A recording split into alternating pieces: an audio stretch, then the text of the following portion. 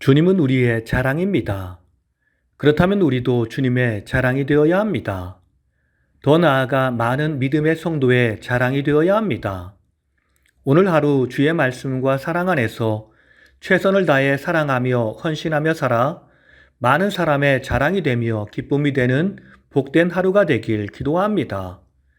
오늘은 고린도후서 서론을 살펴보고 1장을 통독하겠습니다. 고린도후서 서론. 우리는 먼저 바울의 고린도의 접촉 및 편지 교환에 대해서 살펴볼 필요가 있습니다. 고린도 전서는 주후 55년경 에베소에서 기록되었습니다.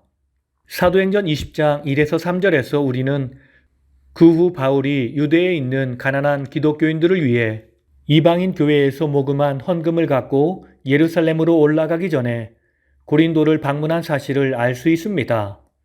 그러나 고린도 후서의 단서들에 의하면 고린도 전서 기록과 사도행전 20장 방문 사이에 바울이 고린도를 다시 방문했을 뿐만 아니라 적어도 그곳에 한 통의 편지를 쓴 것을 알 수 있습니다. 고린도 전서를 받은 후 고린도 교회에서는 그 편지로 인해 바울을 지도자로 삼은 일에 대해 모종의 반대가 일어났습니다. 이 반대는 몇몇 유대 기독교인들이 주동이 되어 일으켰으며 그들은 자칭 사도라고 했으며 추천서를 가지고 온 사람들입니다. 사태가 매우 악화되어 바울은 할 수 없이 에베소에서 서둘러 고린도로 갔습니다. 그러나 이 방문은 매우 근심스러운 방문이었으며 그는 그 반대를 진정시키지 못한 채 돌아와야 했습니다. 자기의 본거지 에베소로 돌아온 바울은 편지를 써 보내놓고 사태를 지켜보기로 했습니다. 그래서 그는 고린도 교인들에게 그들의 태도를 고치고 반대자들을 다스리도록 명하는 내용의 소위 준엄의 편지, 눈물의 편지를 써 보냈습니다. 그의 동역자인 디도가 이 편지를 전했습니다. 바울은 결과를 초조하게 기다리면서 에베소에서 드로아로 그리고 에게해를 건너 마게도냐로 갔습니다. 거기서 디도를 만났는데 그가 고린도에서 가지고 온 소식은 대단히 좋은 소식이었습니다. 사태는 매우 호전되었습니다. 고린도 교인들은 소동을 일으킨 소수의 무리를 징계하고 새로운 신앙의 모습을 보인 것입니다.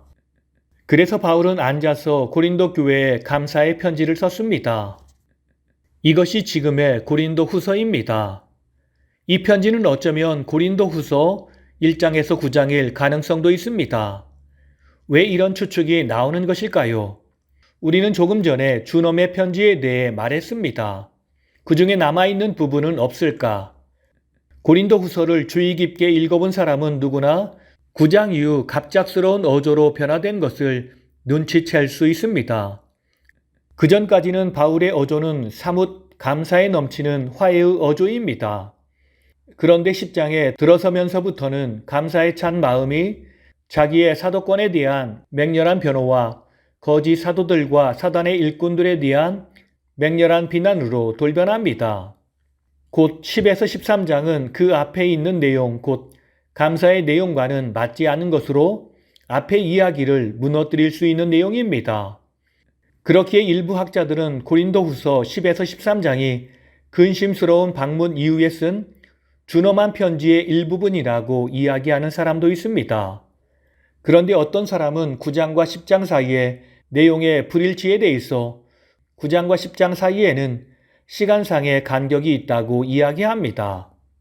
그렇게 되면 마지막 4장의 신랄한 어조는 바울이 나중에 고린도로부터 좋지 않은 소식을 받았다는 것으로 설명될 수 있습니다. 만약 첫 번째 입장을 받아들인다면 준엄한 편지와 감사의 편지는 상당히 비슷한 시기, 즉 대략 주후 56년에 쓰였음이 확실합니다. 고린도 후서의 구분. 첫 번째 인사와 감사. 1장 1에서 11절. 두 번째 바울과 고린도 교인들과의 관계. 바울의 계획 변경에 대한 설명. 1장 12에서 2장 17절. 사도직의 영광. 3장 1에서 6장 10절. 바울과 그의 개종자들과의 화해. 6장 11에서 7장 16절. 세 번째 예루살렘 교회를 위한 헌금 모금. 8에서 9장. 네 번째 자기의 성격과 사역에 대한 바울의 변명. 10장에서 13장 10절. 5번째, 끈 인사와 축도. 이제 우리는 고린도 후서를 통독하겠습니다. 첫 번째, 바울의 낙심과 위로. 1장 1에서 11절.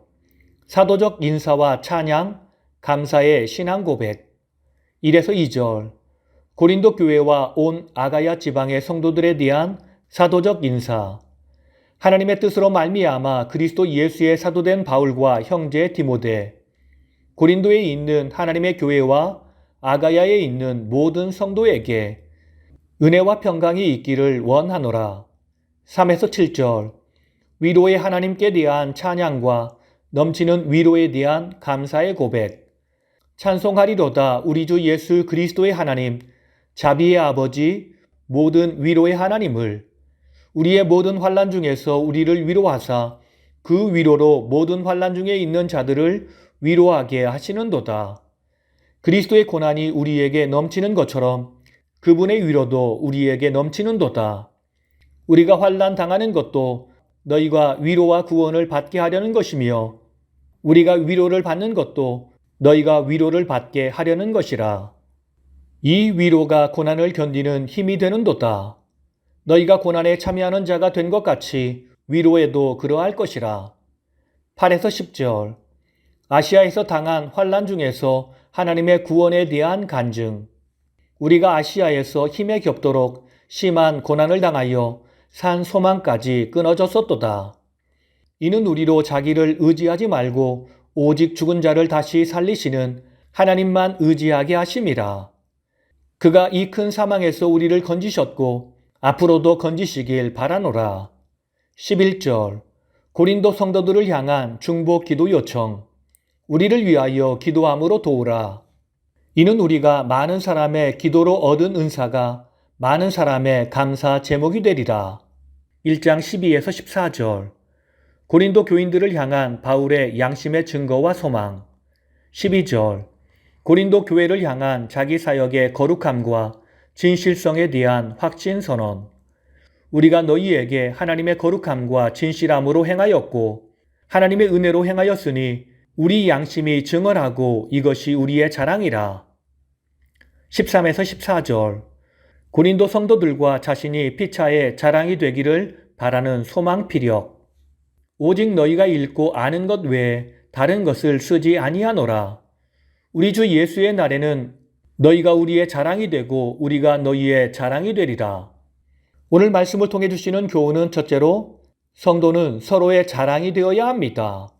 1장 14절을 보면 우리 주 예수의 날에는 너희가 우리의 자랑이 되고 우리가 너희의 자랑이 되는 그것이라 라고 했습니다. 여기서 너희는 고린도 성도들이고 우리는 바울의 전도팀입니다. 이들 서로가 자랑이 된다고 합니다. 참 이상한 일입니다. 아직도 오해가 있고 탐탁지 않은 눈으로 바라보고 있는 사람들이 그 속에 있습니다. 비난과 시기가 그들 관계 속에 있습니다. 그런데 서로 자랑이 된다니 이해할 수 있겠습니까? 여기서 우리는 우리를 향한 강력한 주님의 메시지를 보게 됩니다. 신자건 불신자건 자신에게 적대적인 사람을 사랑하는 것은 쉽지 않습니다. 원수를 사랑하라는 말씀은 알지만 막상 원수처럼 생각한 사람이 앞으로 다가오면 고개를 돌리기 마련입니다. 또 내가 미워하는 사람들에 대해 누가 칭찬을 하면 겉으로든 속으로든 그 말에 쉽사리 동의하기가 쉽지 않습니다. 그런데 여기서 예수의 날, 즉 예수께서 오셔서 모든 믿는 자들을 구원하시고 난 후를 생각해 보십시오. 내가 그토록 싫어했던 사람이 나와 함께 천국에 있다면 어떠하겠습니까? 그래도 고개를 돌리시겠습니까? 그럴 수 없습니다. 이것은 주님이 원하시는 천국의 모습이 아닙니다. 때문에 바울은 예수의 날에는 고린도 교회 성도들과 자기들이 주님 앞에서 함께 서로를 자랑하는 자들이 될 것을 말씀합니다. 그렇습니다. 예수의 날에는 바울의 전도팀은 고린도 교인들에게 자랑이 될 것입니다. 또한 고린도 교인들은 바울의 전도팀에게 주신 주님의 열매이며 자랑이 될 것입니다. 그곳에는 비방, 질투, 불신은 없습니다. 그러므로 우리는 그런 미래를 믿음으로 바라보며 그 일을 이루어가야 합니다. 서로가 서로의 자랑이 될 수 있도록 더욱 주님을 닮아가야 하고 주를 위해 헌신해야 하며 믿음의 동역자들과 함께 하나님 나라를 이루어가야 합니다. 이런 아름다운 신앙의 모습이 주님 보시기에 합당한 모습이 되어 우리가 주님의 큰 자랑이 될 것입니다. 다 함께 기도하시겠습니다.